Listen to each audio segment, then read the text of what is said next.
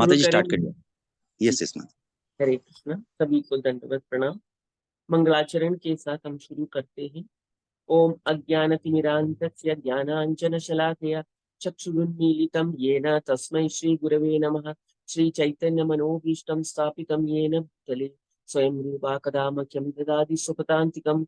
ओम विष्णुपादाय कृष्णप्रेष्ठाय भूतले श्रीमते भक्तिवेदान्तस्वामिन इति नामिने नमस्ते सारस्वते देवे गौरवाणी प्रचारिणे निर्विशेष शून्यवादी पाश्चात्य देशतारिणे। जय श्री कृष्ण चैतन्य प्रभु नित्यानंद श्री अद्वैत गदाधर श्रीवासादि गौर भक्त वृंदा। हरे कृष्ण कृष्ण कृष्ण हरे हरे, हरे राम राम राम हरे हरे। हरे कृष्णा माता जी, प्रभु जी, दंडवत प्रणाम।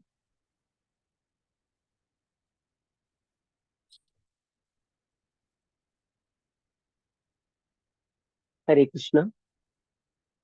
हाँ, सुनाई दे रही ना सबको? जी माता जी।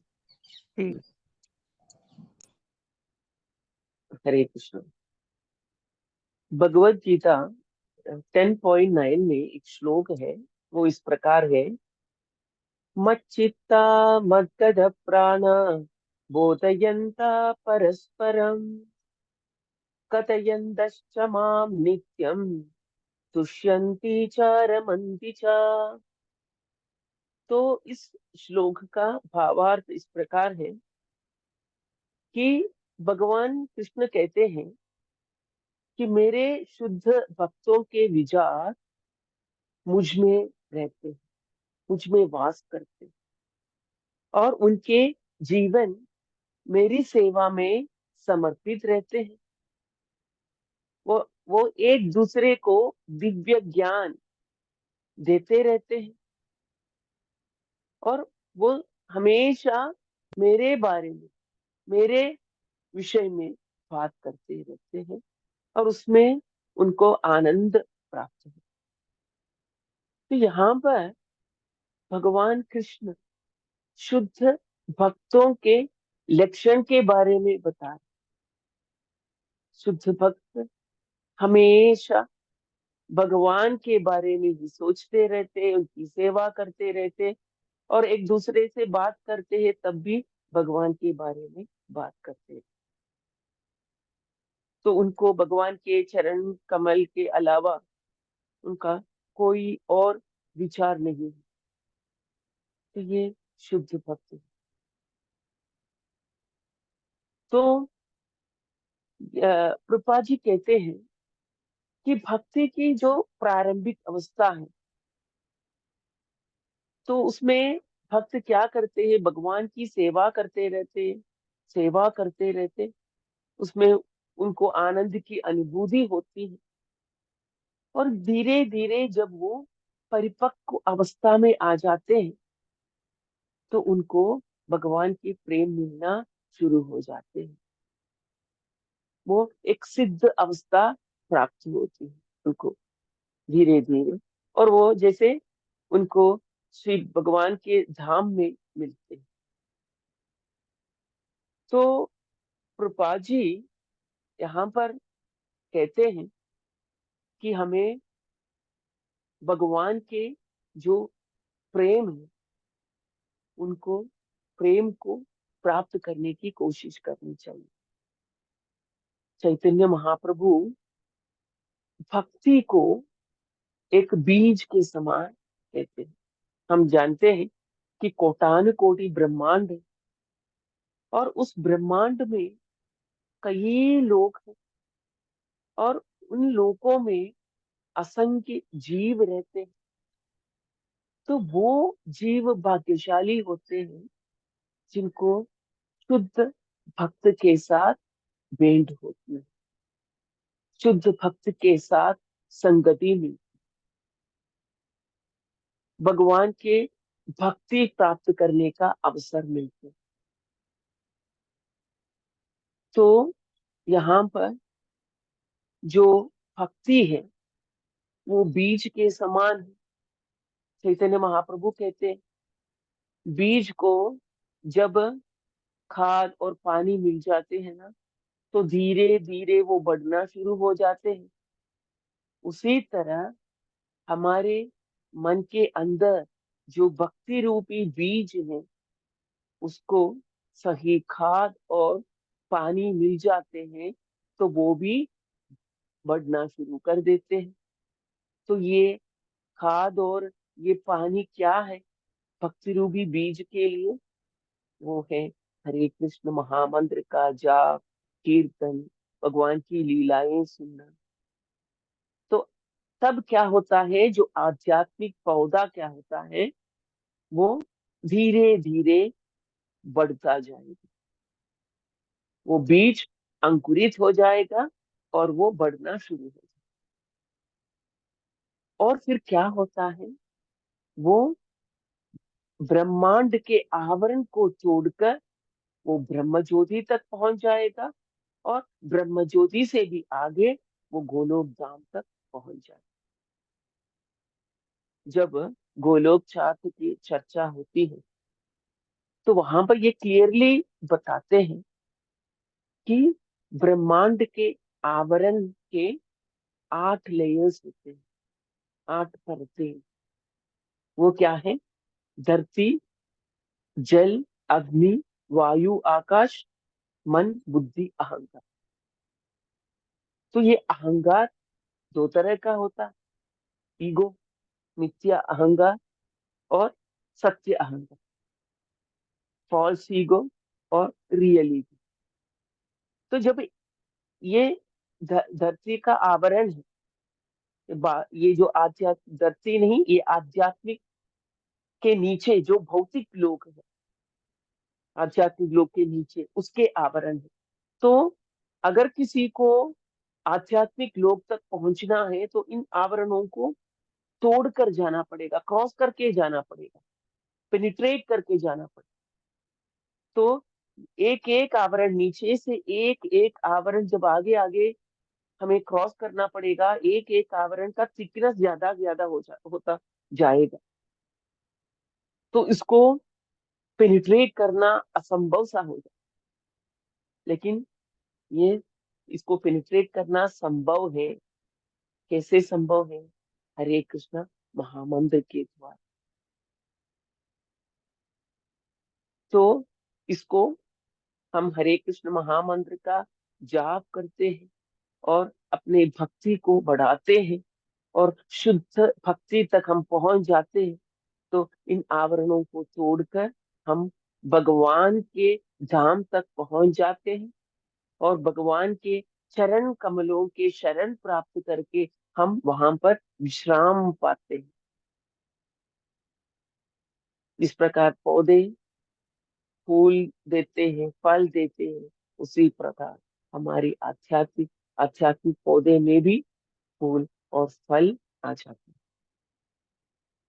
तो चैतन्य चरितामृत मध्य लीला 19वें अध्याय में ये कहते हैं कि भक्ति रूपी पौधे का जो इस तरह यहाँ पर भक्ति रूपी पौधे का विस्तार वर्णन हुआ है, वो यहाँ पर बताया गया है कि जब पूर्ण पौधा भगवान के चरण कमलों के शरण ग्रहण कर लेता है तो मनुष्य पूर्णतया भगवत प्रेम में लीन हो जाता है।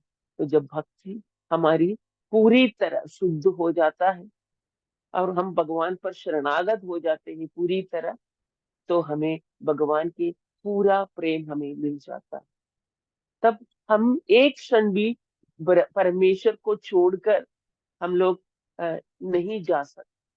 उनके बिना हमारा एक पल भी नहीं व्यतीत होता। जैसे मछली पानी के बिना नहीं रह सकते, उसी प्रकार हम भगवान के बिना नहीं रह पाते। तो ऐसी अवस्था तक हम पहुंच जाए। हम माला का जाप करते हैं तो माला में 108 बीड्स होते हैं। तो ये 108 संख्या का एक बहुत ही बड़ा विशेष महत्व होता है। जैसे श्री कृष्ण बुक है, इसमें जो 35वां अध्याय है, जहाँ पर गोपियों के विरह भाव का वर्णन होता है। तो वहां पर ये उल्लेख मिलता है कि श्री कृष्ण के पास हजारों गायें हैं और उनका अलग अलग रंग है और उनके रंग के अनुसार उनको विभिन्न वर्गों में बांटा गया है और उनका अलग अलग नाम भी रखा गया है। और जब गायों को चराकर श्री कृष्ण घर घर लौटने लगते हैं तो सारे गायों को एकत्र करते हैं और गायों के जो विभिन्न समूह हैं उसको गिनने के लिए वो 108 मोतियों वाला एक माला वो उसका प्रयोग करते हैं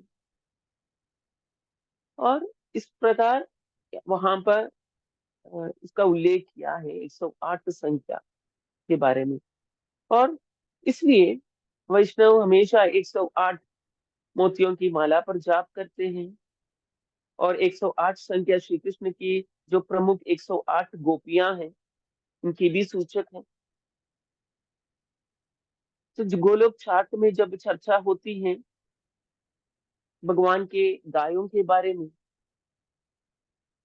तो वहां पर कहा गया है कि भगवान के पास 108 जाति के गाय, प्रकार के गाय।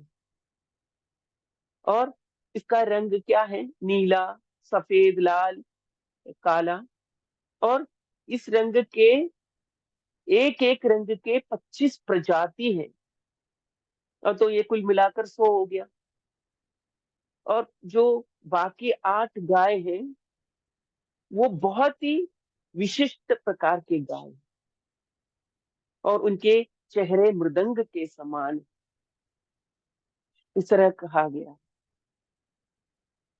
हम जानते हैं कि भगवान को गाय के प्रति विशेष प्रेम है, इसलिए भगवान को गोविंद कहा जाता है, गोपाल कहा जाता है। गोविंद जो गाय को आनंद देने, गोपाल जो गाय का पालन करते। तो कहा जाता है कि जो गौ माता की सेवा करते हैं वो इंद्रलोक पहुंच जाते हैं और जो गौ माता की सेवा करके माता के दूध, मक्खन ये सब भगवान को अर्पित करते हैं वो गोलोक धाम पहुंच जाते हैं। तो 108 का बहुत ही विशेष महत्व है इस संख्या का।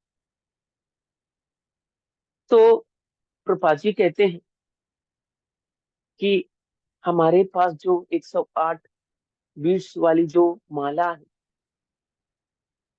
उसको बहुत ही संभाल कर रखना चाहिए क्योंकि वह श्री कृष्ण के साथ हमें जोड़ने वाली एक कड़ी है और हमें इसको एकाग्रता के साथ इसका जाप करना चाहिए। और कब जाप करना चाहिए? ब्राह्म मुहूर्त में, जब सूर्योदय के 1.5 घंटे पहले का जो समय होता है ब्राह्म मुहूर्त कहा जाता है। उस समय हमें हरे कृष्ण महामंत्र का जाप माला में करना चाहिए। अगर वो पॉसिबल नहीं है, मुश्किल है, संभव नहीं होता है तो हम प्रातःकाल में करें। और कैसे करें?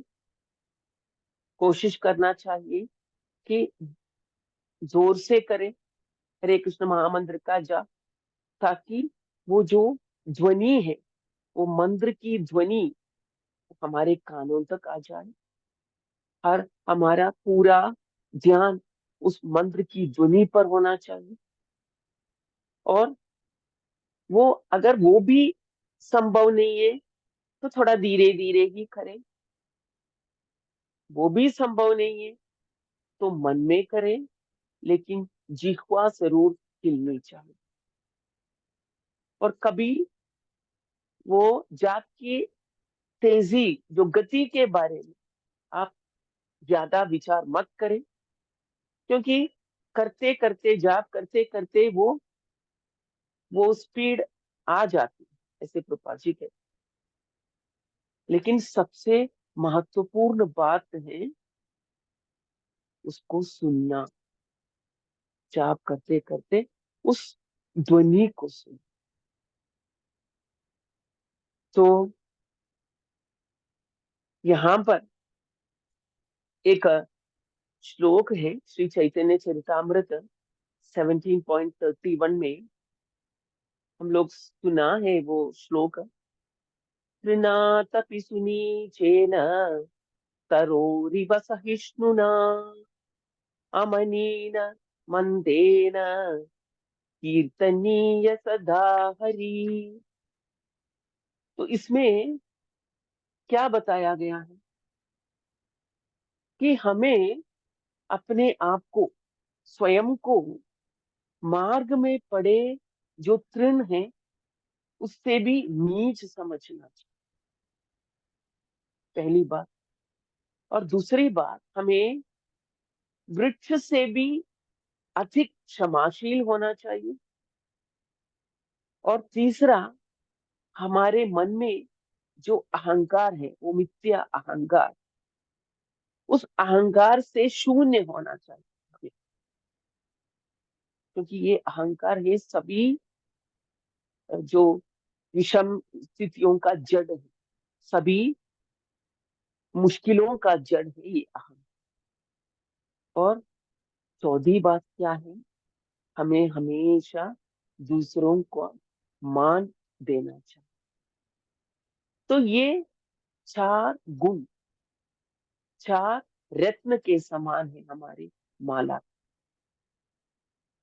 तो श्री कृष्णदास कविराज गोस्वामी, आप जानते हैं श्री चैतन्य चरितामृत के रचयिता है, वो कहते हैं कि यदि हम ये चार सिद्धांत को अपने व्यवहार में लाए, इनका पालन करें, तो हमें भगवान के जो कृष्ण प्रेम है वो अवश्य प्राप्त हो जाए। तो हमें इस बात पर ध्यान देना चाहिए, बल देना चाहिए कि जब भी समय मिले हरे कृष्ण महामंत्र का जाप करना चाहिए। वो उच्च स्वर में करना चाहिए, वो संभव नहीं है तो धीरे धीरे करना चाहिए, वो भी संभव नहीं है तो मन में करना चाहिए। लेकिन हमारी कोशिश होना चाहिए कि वो मन में करे तो जिह्वा जरूर हिलनी चाहिए। और ये जरूर हमें कोशिश करना चाहिए कि वो ध्वनि जब भी अवसर मिले, थोड़े उच्च स्वर में हमें मंत्र जाप करके उसका जो ध्वनि है उस ध्वनि को सुने। और करना है ये सोचकर हमें हरे कृष्ण महामंत्र का जाप नहीं करना है, हमें इससे लाभ प्राप्त करना है, वो इफेक्टिव होना चाहिए। जो भी हम करें वो फ्रूटफुल होना चाहिए, उसका फल मिलना चाहिए। इसलिए हमें क्या करना चाहिए, सबको हरे कृष्ण महामंत्र का निरंतर जाप करना चाहिए, निसंग होकर, श्रद्धा के साथ, अपराध रहित होकर, मान रहित होकर, भगवान के शरणागत होकर हरे कृष्ण महामंत्र का जाप करना चाहिए। हरे नामेव केवलम। श्री हरिनाम प्रभु की जय। श्री चैतन्य महाप्रभु की जय। गुरुशील प्रभुपाद की जय। हरे कृष्ण कृष्ण कृष्ण हरे हरे, हरे राम राम राम हरे। हरे कृष्णा। सभी को दंडवत प्रणाम, धन्यवाद। हरी हरी बोल। बहुत सुंदर माता जी, बहुत हरि बोल माता जी, हरि बोल। हरे कृष्णा। धन्यवाद माता जी।